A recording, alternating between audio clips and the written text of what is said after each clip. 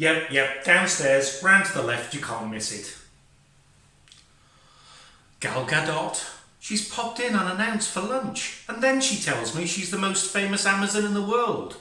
Well, I had to say, well, I'm sorry, love, but unless you can stream services and deliver next day, I'm not interested. Anyway, I've sent her out for a bottle of Prosecco and some bullet-deflecting bracelets. Well, she's here for lunch. What am I going to cook? Well, I did have that big delivery of mustard seeds from that, aforementioned delivery company. The heat from this curry doesn't come from the chilli, but from the mustard seeds, both in the masala and whole in the gravy. This unusual curry is dead easy and quick to make with very few ingredients, but it has such a complex flavour. If you like warmer curries, then this is one for you to try. Here's the ingredients list. I'll put a copy of these down in the comments below so you can copy. Well, good morning, and it is morning because we need to let our chicken marinade. And our marinade ingredients, which I've listed in the recipe, we've got our ginger, our garlic, our turmeric and our salt. They're going to go in.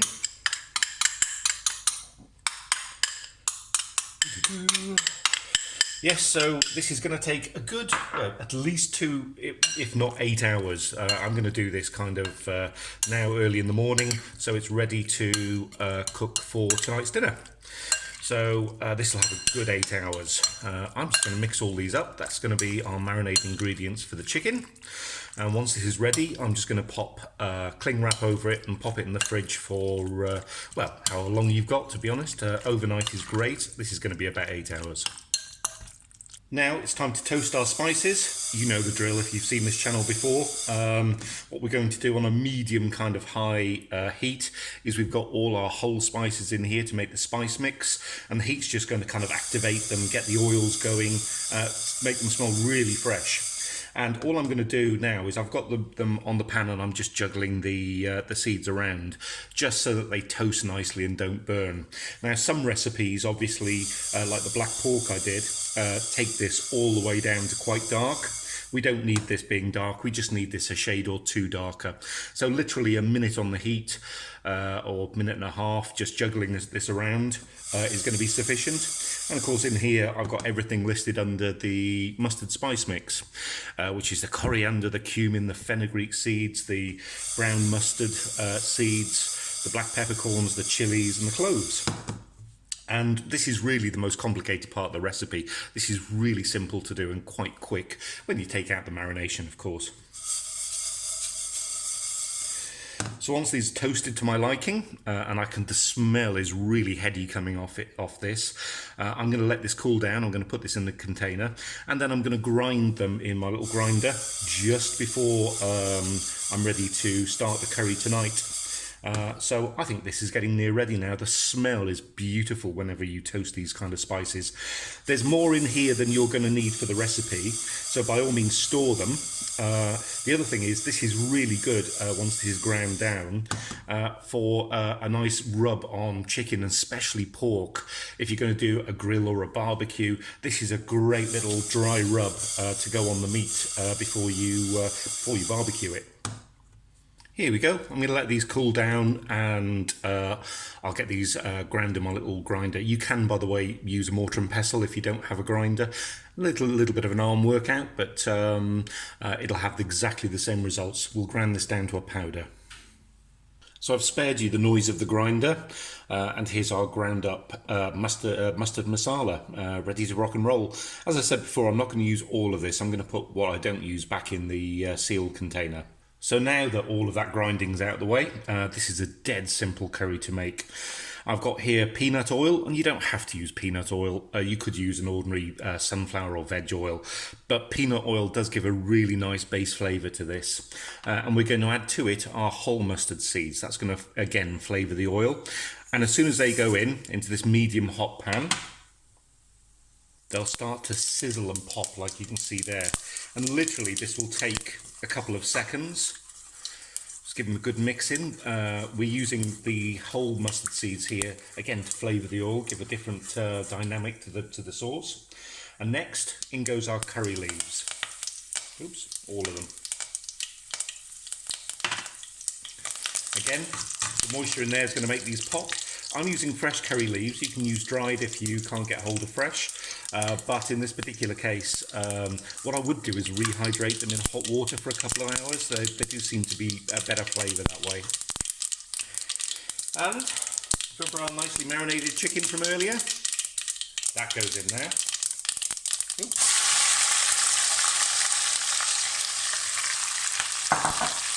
And any excess marinade.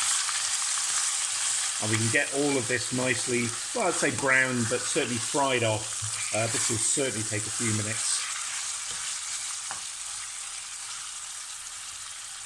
So now we're talking, it's been kind of 6 minutes. You're not going to brown the chicken because of the marinade, it's not going to allow it to brown, but the pure heady smell from the curry leaves, that kind of peppery smell it gives the flavours, the curry and the garlic and the ginger is absolutely beautiful. So next stage, and you can kind of see the oil starting to separate now away from the masala, from the curry sauce, is our masala that we've ground up. And I've got a couple of split chilies. Now, this traditionally is not a hot dish. It comes from the flavour of the mustard. So I've got a couple of split chilies so that if people don't want to eat the chilies, they can just remove them. But it will add the flavour of the chili to the dish. And you can start to see now the mustard masala is starting to colour the sauce. So it's going from the turmeric-y yellow through to a lovely brown. And I'm starting to smell now the masala start to fry off. And that's what we want to do. So for the next 3-4 minutes, I'm going to keep this kind of moving, and we're going to fry that masala off to, well, it was toasted beforehand, to release the oils and to release the flavour. Now we're talking, the kind of, any raw spice smell has disappeared. It smells gorgeous, and I do love mustard seeds. So, in with our wet stuff now, in fact our last kind of step. I've got here our chopped tomatoes. In they go. And our water. And that's going to form the kind of liquidy, gravy kind of portion of this dish. And what I'm going to do now, give this a good mix in.